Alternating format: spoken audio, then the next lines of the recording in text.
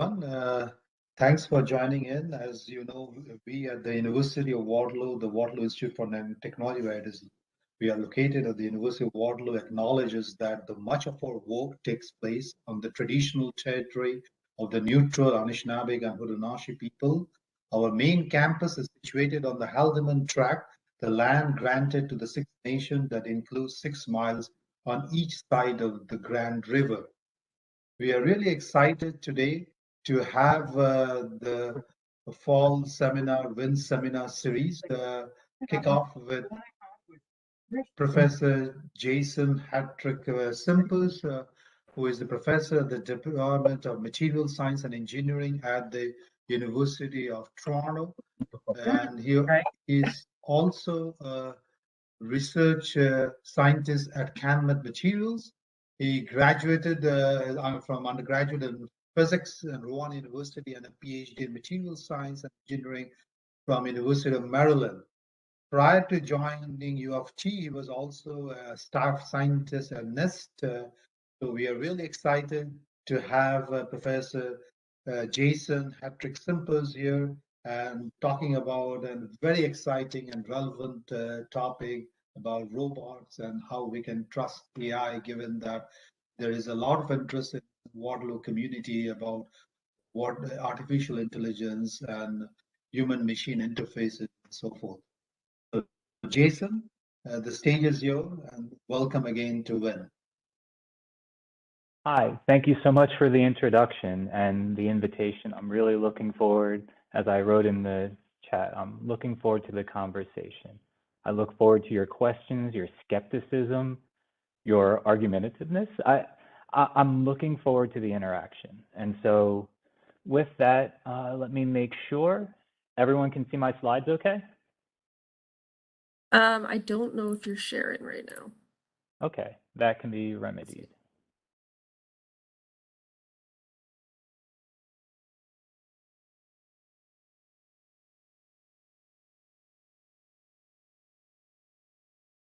Okay, so I should be sharing now. Yeah, you're good. You're very good, Awesome. Thanks. Okay, so I think at the outset, what we really want to do, since I'm going to be talking about AI, and then there's this idea of machine learning and robots, is to sort of, at least for the context of this discussion, figure out what do we mean when we say AI. So the folks at Google Accelerated Science sort of glibly say that AI is the part of machine learning that works. I tend to think of it as artificial intelligence is sort of the output. It's the PhD student who's graduated, who's trained, thoughtful, and is capable of being productive, of doing tasks, right? And I tend to think of the educational units and assessments as machine learning, and the assessments is how we quantify how well the machine is learning. And so I'm going to use AI pretty consistently throughout this talk. Keep these definitions in mind. ML are just the educational units. AI is meant to be something bigger. It's meant to be almost, human-like.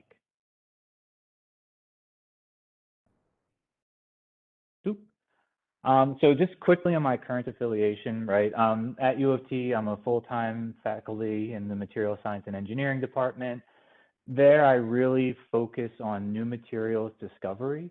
And what I would say is that our philosophy is sort of statistically significant serendipitous stupidity, right? It's curiosity-driven exploration with a mind to constantly look for cracks.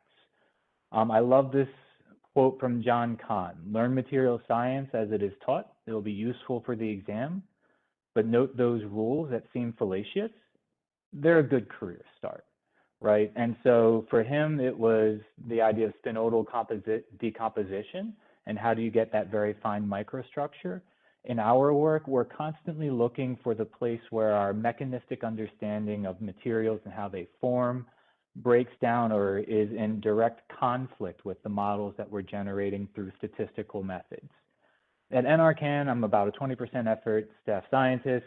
Focus is mission-driven research, and part of the job is identifying national and international collaboration opportunities, and I look forward to the conversations later this afternoon.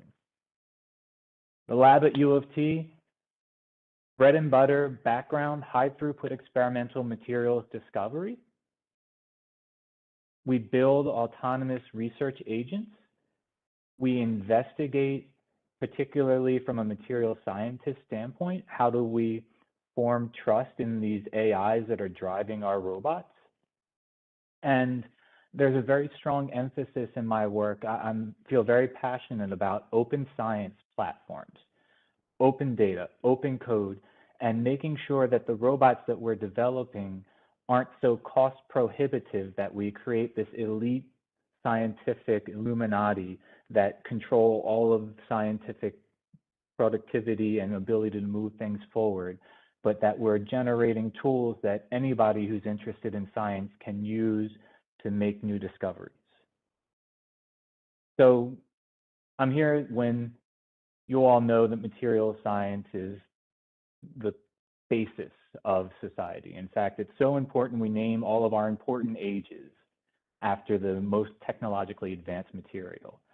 And even now, there are so many technologies that are sort of critically waiting for new materials discoveries. It could be platinum group metal-free catalysts for solar fuels, new higher temperature alloys to enable better efficiency gas and steam turbines. As people who do additive manufacturing know, just because your composition says you're a 718 Inconel, your printed material is not an Inconel 718. And for my own group, I'm very interested in corrosion-resistant materials, both because it represents a large amount of the GDP for most technologically developed countries. US is estimated 3%, Canada is similar, but because it has a large societal impact, which we'll talk about later. So when I think about discovering new materials, right, I think of the periodic table of elements as my palette. This is what I can accomplish. And your modern state-of-the-art alloys typically contain 5+ intentional elements, plus things that we would probably rather get out of them, like sulfur and high temperature turbine blades.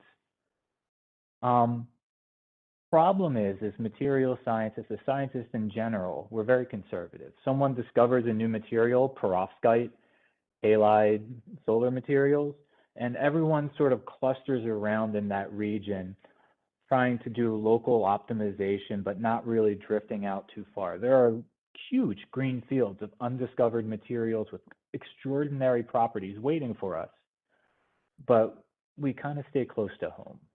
So from our perspective, if we think about the 30 non-toxic, earth-friendly, and abundant, get away from rare earths for the moment, elements, even just considering 3-component systems, there's about 4,000 ternaries and about 4 million compositions that we can explore, not considering 4, 5, and 6-component systems. But as material scientists, as people who work with materials, we understand that just because you have the right elements does not mean that you get the appropriate properties or structure or phase, right? Correct ingredients does not a risotto make. And so if you think about processing of alloys, even when we think about something as simple as quenching of alloys, you're talking about a search space that spans 19 orders of magnitude, from melt spinning, where quasi-crystals were discovered, to meteorites, where we're talking about 10 to the minus 12 centigrades per second, which, by the way, recently in Russia, they discovered quasi-crystals inside of meteorite fragments. And so there are these huge spaces that need to be explored that are very challenging to explore using traditional sort of one-at-a-time just driven research, right? And so increasingly, the community has turned to the use of AI in material science. And the first question that you ask yourself is, where do we use these kind of tools? And the answer is we use them everywhere. AI is a set of tools, right? It's a pen. It can be used to write a poem, to draw a picture, to write a story, to do a CAD drawing, right? We use AI as a community now everywhere, from experiment selection, so getting and cleaning archival data, wonderful work from Elsa Olivetti at MIT on natural language processing. We use it to predict potential materials of interest. We use it in new data acquisition. We use it to help us tune the synthesis of a material of interest to push figure of merit up. We use it for measurement optimization. We use it to decide when we've taken data long enough and we're not going to get a better model of our material. We use it in data processing, pre-processing, feature identification. Was there something inside of the data that we didn't understand that was actually statistically significant in improving or giving rise to properties? And then we finally use it in knowledge extraction, data minimization. 20 megabyte two-dimensional diffraction pattern is not a very useful or informative thing for me. What's informative is to know what phases are present, in what proportions, be nice to know site occupancy, and something about texturing. And turning this finally into actionable information that I can use again to sort of provide experiment selection. Idea is, right, if we're using AI in each one of these steps and our experiments are increasingly automated, and we're going to come back to this, what about closing the loop, creating these autonomous platforms up here in the north? You guys refer to them as materials acceleration platforms. How do we create AI-driven robots to help us discover new materials? And what are the opportunities? So last year, a bunch of us sat together and sort of came up with this idea of we want to do AI, but we want to do scientific AI. And what does that look like? What are the challenges awaiting us? And so we sort of identified 4 major areas of opportunity: the development of scientifically imbued AI, the buildup of cyber infrastructure, trust in AI for the community, and then workforce development. And then for each of these 4 major areas of opportunity, we sort of asked, what are our paths forward? In some cases, it's bringing material scientists and physicists and condensed matter physicists together with computer scientists. In some cases, it's building up these autonomous research platforms. We're going to talk about this. There's a real dearth of availability of reference data to build up these types of models, the building up of consortia, and the dissemination of best practices. So for this presentation, I'm going to sort of confine myself to scientific AI for autonomous research platforms, cyber-physical infrastructure, and trust in AI in terms of reference data, but I certainly welcome questions in any of these other spaces. Let's take a step back. Before we start putting the AI onto our robots, let's start to talk about, can AI even really be used to help us discover new materials quicker? And can we demonstrate that we get materials with better properties? So a couple of years ago, a bunch of friends, myself, Purva Mehta from Slack, Chris Wolverton from Northwestern, were interested in metallic glasses. And so what did we do? We took observational data from Landau-Bornstein. We turned those into training data sets.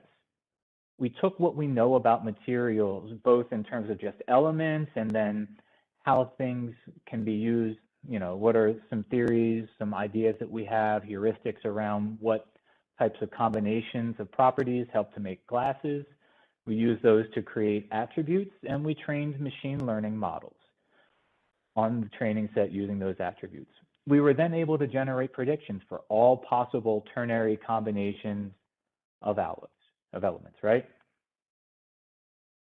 We then use high throughput experimentation, in my case, thin film deposition and rapid structural characterization using synchrotron diffraction, and could put those theories, put those proposed materials to the test. Things that come out, the model was correct, we have new glasses, those go into observational data. The model was wrong, we don't have glasses, those go into observational data. Anyway, the model gets better. The model was correct, we don't see glasses, observational data. We also, from each of those experiments, have an opportunity to reevaluate our understanding of why something forms a glass. And so this works, right? Article written, we did a back of the envelope calculation. You can basically find metallic glasses 200 times faster than it could be done before. And to demonstrate this, we started out with the original Landau-Bornstein data set of about 7,000 metallic glass entries. The last I checked, our current data set is in excess of 30,000 compounds that have been labeled as glass forming or not glass forming. So you can definitely accelerate the rate of new metallic glass formation, but that's not it, right?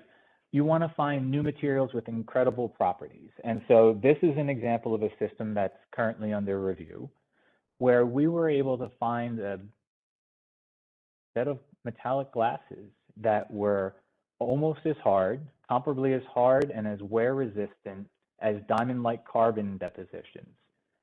And the interesting thing for us was that the particular system of interest, people had been looking for years down on this bottom right-hand corner of the ternary. For 50 years, people had explored around there, but they missed the best glass forming range, which also happened to have the best properties. So there's new materials, there's new discoveries waiting for us, both in sort of areas we've been before and areas where we've never gone. Fascinatingly, again, we never take the human out of the loop. The human always has to look at the data that's coming off of the machine and evaluate and sort of think about their heuristics and what they thought would have happened. And so this is an example in this cobalt zirconium system where our collaborator, Kevin Laws from the University of New South Wales, said, you know what, let me project the liquidus down onto these ternaries. In this purple region where we're forming glasses, why is it forming glasses? And he had that sort of epiphany that comes when you suddenly make new correlations. The glass range was very strongly related to the formation of the zirconium cobalt Laves phase, which is a complex ordered intermetallic structure. And so the going hypothesis that you can use now to go forward and discover new materials is that the presence of these ordered structures during the quenching process kinetically inhibits you from being able to reach those structures, and thus you get a retained glass.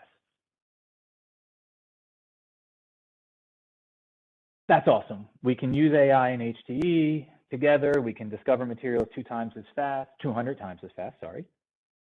But we're not doing it quick enough. If we really think about it, we're not doing it fast enough.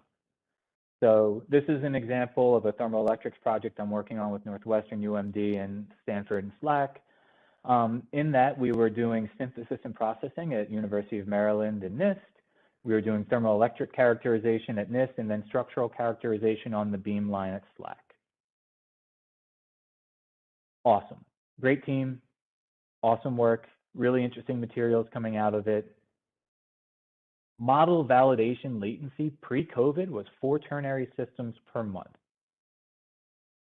So basically, we're looking at roughly 50 systems per year, which by standard, that's pretty fast.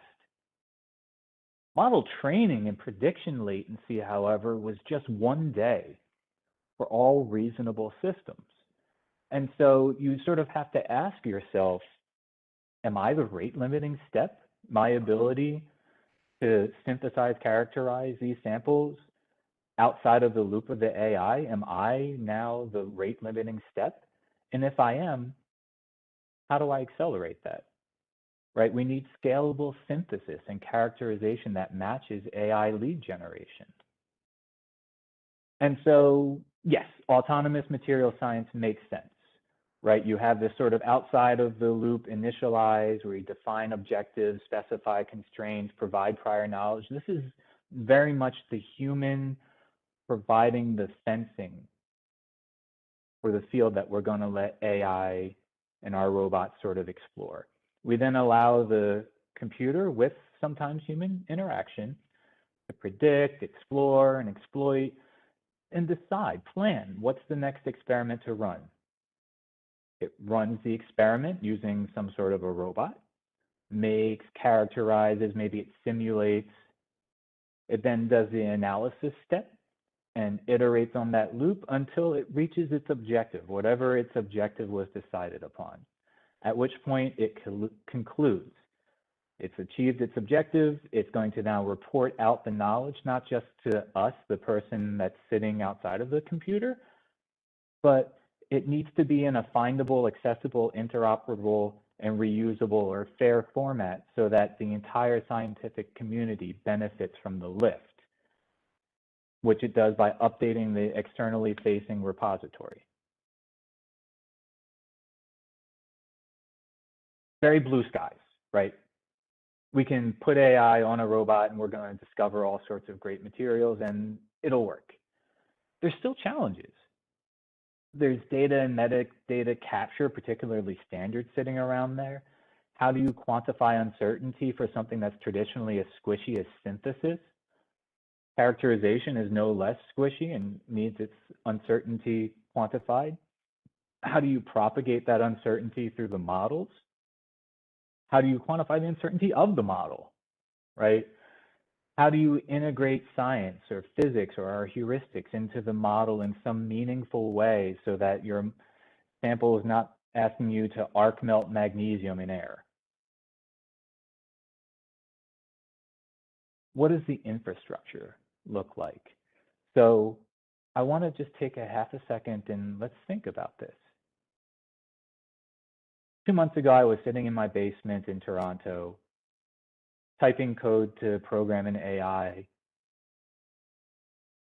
pulling data offline from a synchrotron in Brookhaven that was running XAF samples, and my AI was pushing experiments to the synchrotron, telling it which sample to measure next. We want to sort of move towards this next generation research infrastructure where we have automation lab infrastructure for synthesis and characterization. Likewise, we have this sort of infrastructure centered around simulation. But everything, is detached. I don't want to think about how to move my stage in X, Y, and Z and what X-rays I have coming in, right? I want the people who build synchrotrons to think about that. I just want the data coming out of it. And I want it in some sort of central store attached to a resource manager so that I can pull wherever I am at a Starbucks down the street from here or at Waterloo, perform my analysis in real time, push my next hypothesis out, and have the resource manager decide whether we're going to go simulation route or we're going to go into experimental route. This is, particularly now that we're living in COVID world, this is very advantageous.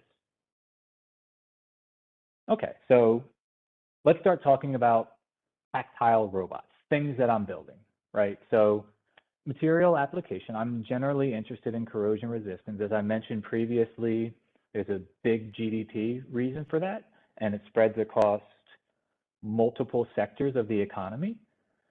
There's a human and life impact. So the Surfside collapse is almost certainly going to end up being an issue of corrosion, of poorly maintained rebar. The Bridgeport Speedway collapse in North Carolina, where the pedestrian bridge dumped hundreds of people out into a highway, was because somebody cut corners and used calcium chloride to speed up the curing of the concrete. But it's not just the societal interest, it's not just the financial interest. Scientifically, corrosion is very challenging. It's very rich. And so we understand single element Poor-Bay diagrams very well, but once you start to move into alloys, right, despite the fact that we understand the thermodynamic rules that underpin them, the data is just not there. And so there's a great opportunity to be able to populate these data sets that can help drive societal and economical benefit. So we built at NIST an autonomous electrochemical science system. The idea is model-driven experiments that are there to learn how materials corrode. And goal is to sort of think through experiment planning so that we can not just constantly do a hill climbing. I'll show you a hill climbing or materials optimization example, but we want to address more basic science questions. We want to understand mechanism.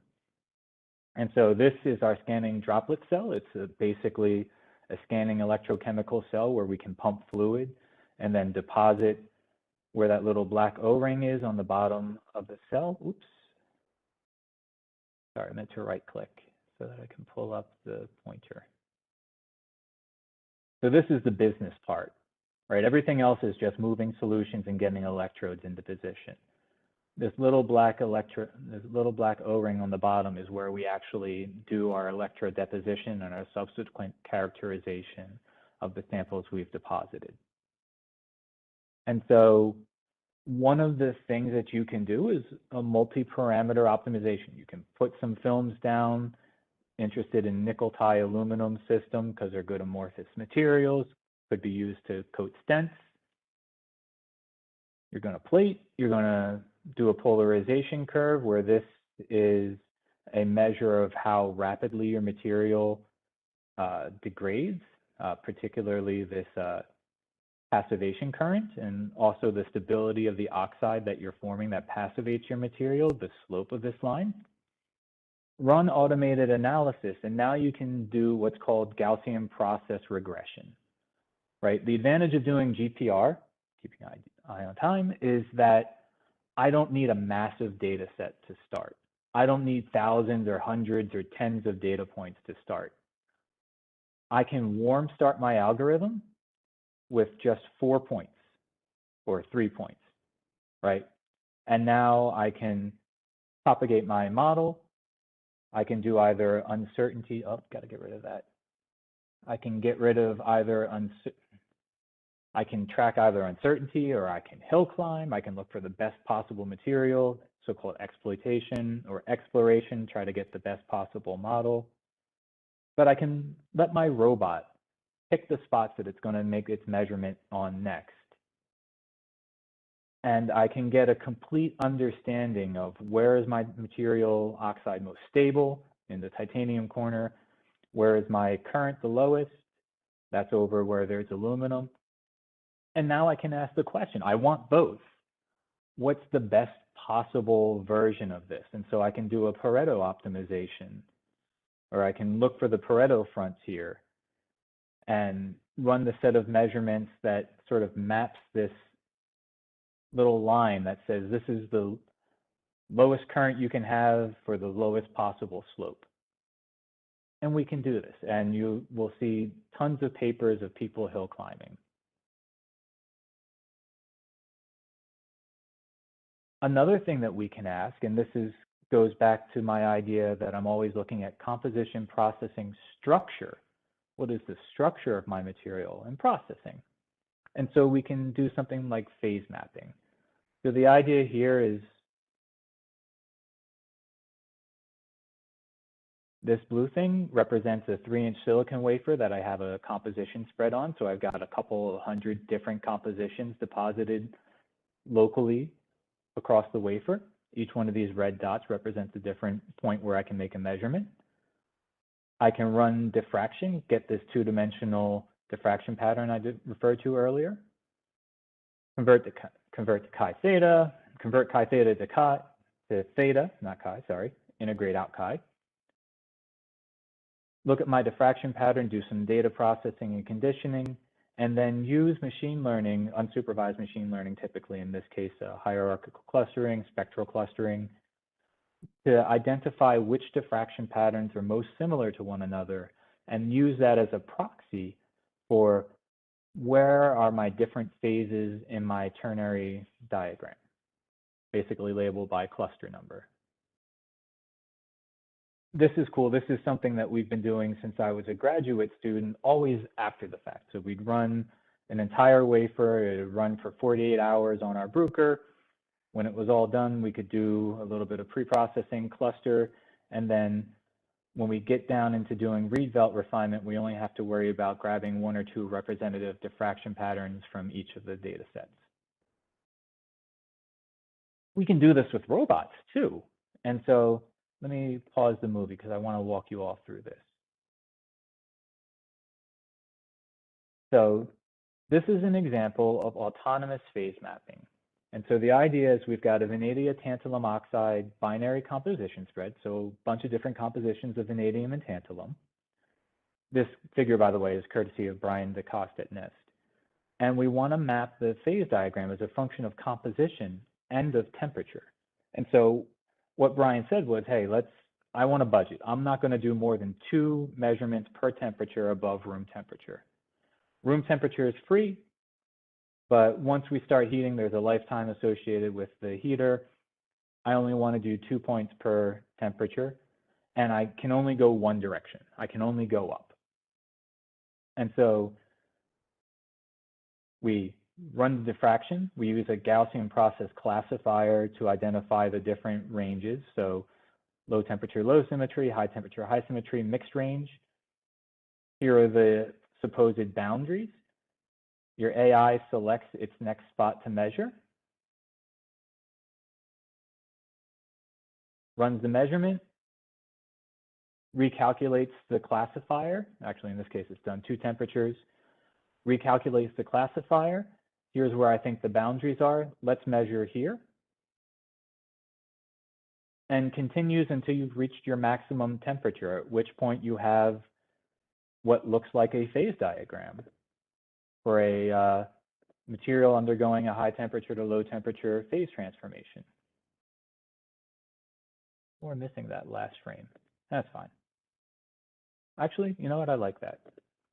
So this, at the end of this experiment, the end of the 60°C measurement experiment, is what your AI thinks your phase diagram looks like. And so a question occurs to you, or to me, is how do we evaluate critically how accurate that prediction is, right?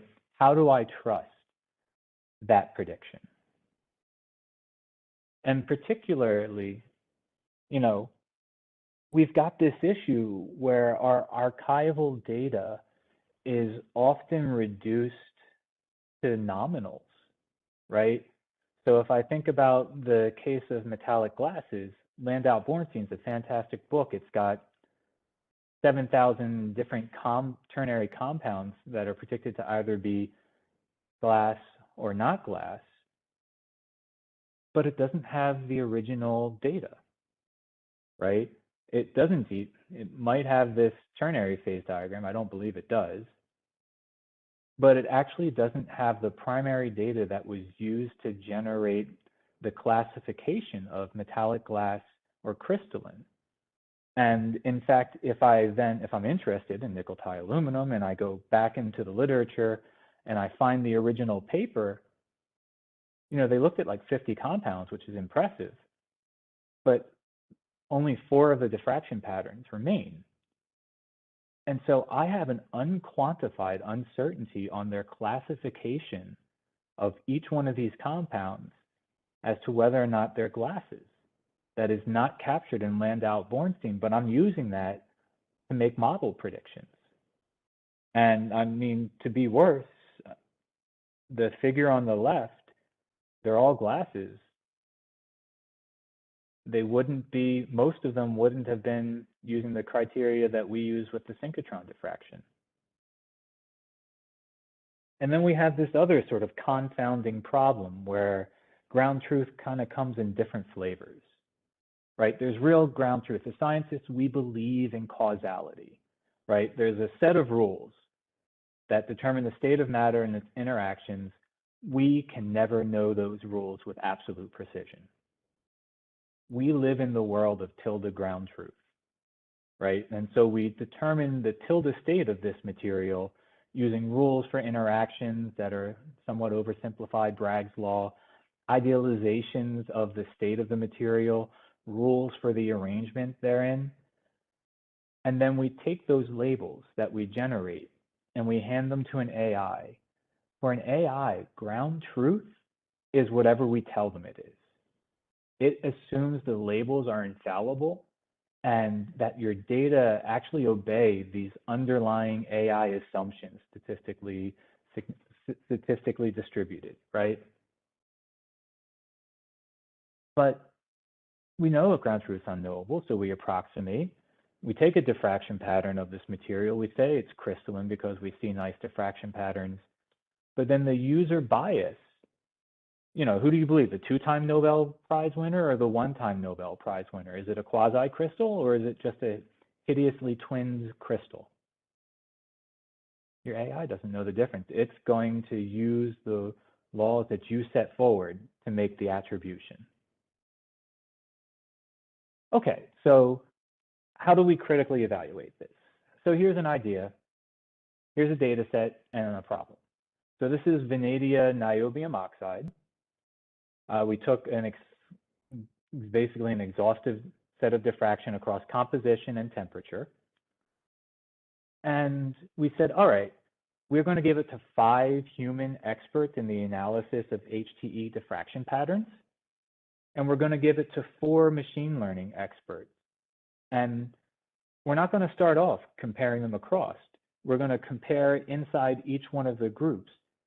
How do the experts, the people who have built up years and years of expertise working with these diffraction patterns, how do their labels compare to one another? And how do the AI labels compare to one another? And is there overlap? And then there won't be. There will be places where it disagrees. How do we capture community consensus and disagreement in our data sets? So here on the left is a comparison of the human labels. On the right is the machine labels. The size and shape of the data point is the Shannon entropy of the label. So basically how many humans agreed, how many humans disagreed. Really small dots that you probably can barely see means everyone agreed. And once you're up to triangles, you have almost perfect disagreement. On the right, likewise for the machines, what we can see immediately out of this is that the humans predictably have difficulty reaching consensus in phase boundary areas. And you find the strangest things, like people being very forceful about the literature says the transition temperature has to occur by now. It's done. And you can see that the machines, I'm sorry, there's some feedback. Can whoever was, okay, it's gone now. Thank you. The machines, contrarily, seem to get this low temperature, low symmetry phase reasonably correct compared to humans, but are almost completely incapable of identifying, for instance, the phase transformation that occurs in pure vanadium, that most of the experts at least picked out that it was forming into a secondary phase, and definitely by a couple atomic percent niobia, everyone agreed that, hey, look, the transformation has completed. But even if you sort of dig in to this top left corner of the diagram, you sort of start to see how even AI can help us to understand the role of human bias in trying to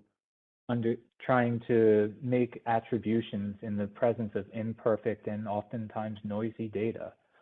And so if we consider this top point where, by the literature, vanadium oxide should have fully transformed into the high temperature, high symmetry tetragonal structure, we can use something like Bayesian information criteria, where we basically fit 2 types of models to that diffraction pattern.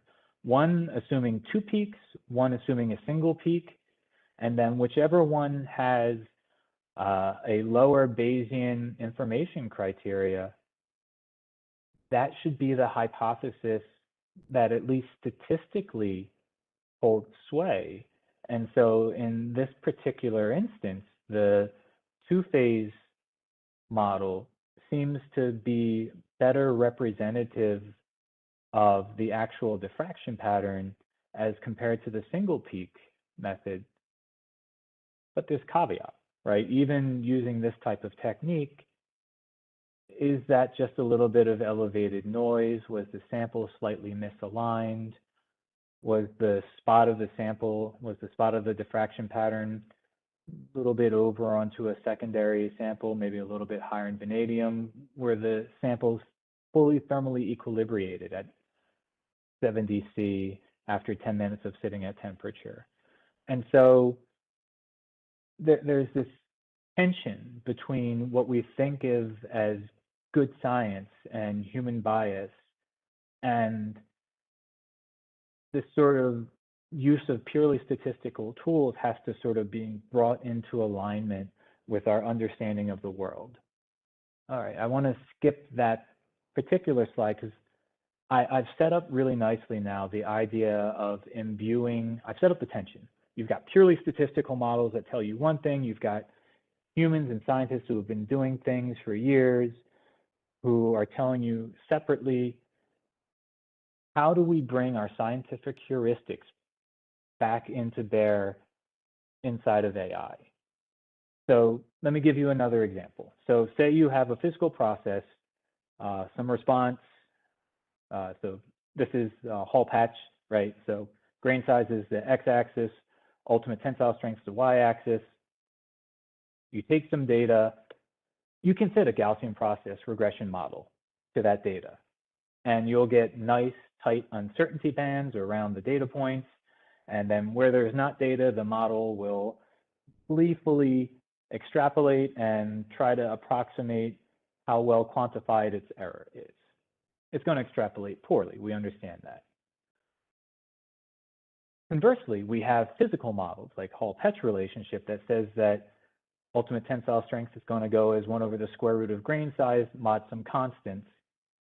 And as good scientists, if we take more data for smaller grain sizes, we're going to see that, hey, the physical model provides insight and it can allow us to extrapolate beyond our initial measurements with some confidence, whereas the AI extrapolates quite poorly.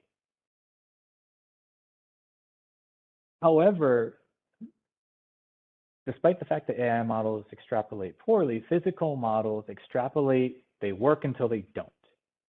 So once you hit a limit, in this case, the region where grain size gets to be too small and the assumptions that underlie Hall-Petch relationship break, your physical model is no more useful than your AI model, right? But my AI model can fit all of this data, right? And so the question becomes, how can we effectively combine these two, right? We've set up the table, last 5 minutes. I'm going to skip this slide because I really want to focus. No, we need, okay. So let's take high entropy alloys, niobium, titanium. Let's measure their phases. White phase in this case means that it's a single phase solid solution, biocenter cubic. Dark means that diffraction, synchrotron diffraction shows multiple phases. Let's measure its corrosion resistance. And we get a little bit of a shock in that our highest corrosion currents are seen in the area that would be single phase. And if you're in a high entropy alloy person, high entropy alloys are supposed to be inherently corrosion resistant, better than multi-phase alloys. This is in tension with itself. So properties are more than composition and structure, right? You've got grain size and you've got microstrain, which you can extract from using Hall-Petch relationships. And what you find is that your highest corrosion currents in the single phase region kind of overlap where Hall-Petch tells you you have your largest microstrain, mu strain. Cool. I would like to build a model that pulls out these microstructural impacts and allows me to see the material only as its composition properties, right? I want to understand first how composition in the absence of microstructure will impact corrosion resistance. And then I'd like to be able to build grain size and microstrain back into the model so that I can, in the end, understand, right? And I want to use AI to do it. So what are we going to do? We're going to model the log of the corrosion current, first of all, using a GP to approximate this little k constant, right? So we'll assume a Hall-Petch relationship between the corrosion current and the grain size. And then, because we know that, that's physical, right? And so now we're just basically using Bayesian statistics to approximate the distribution of the constant little k. I don't, however, know how, for instance, composition is going to impact the average corrosion current. And so what I can use instead is I can just use a regular Gaussian process as a proxy for composition and train a flexible model. So in this case, I'm using a physical model, right? Something that I know about material properties and how they vary as a function of grain size. But for composition, since I don't have a solid model a priori for this, I'll just use a Gaussian process.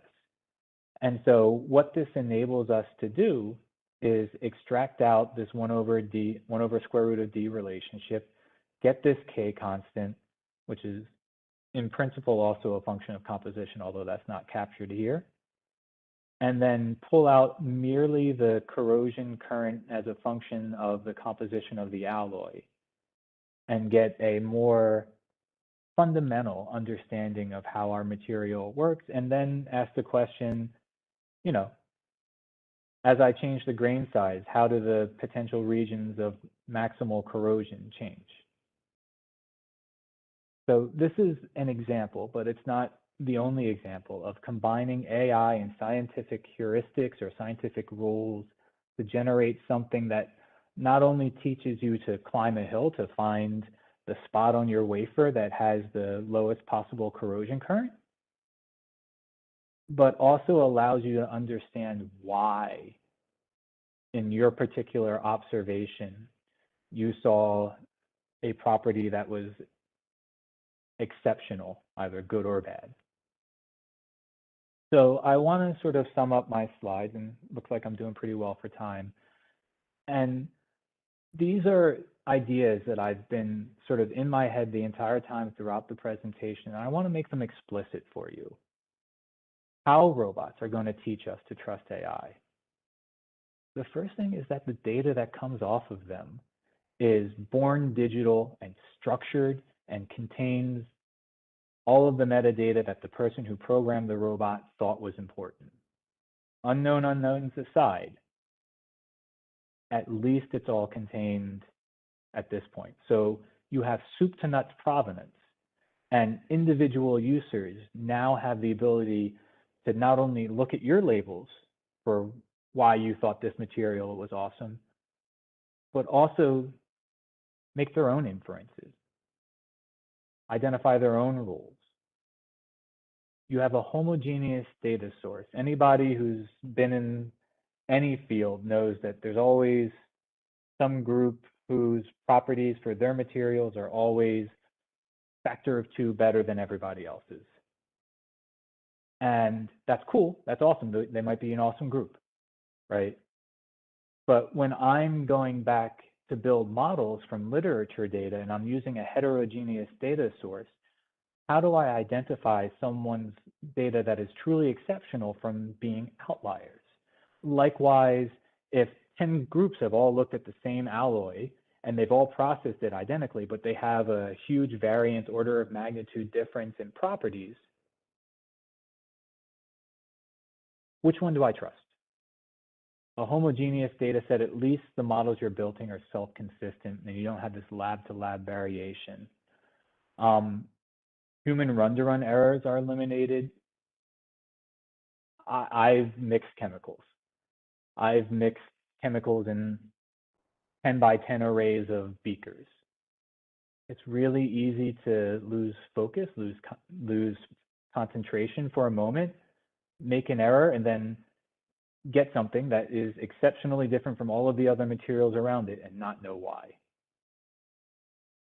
From a community standpoint, these robots are going to lower the reluctance barrier by just becoming a substrate to test, validate, invalidate, and refine AI and scientific AI models on the fly with, you know, particularly in the case where let's make a robot out of Legos, the capital investment isn't huge. The time investment isn't huge.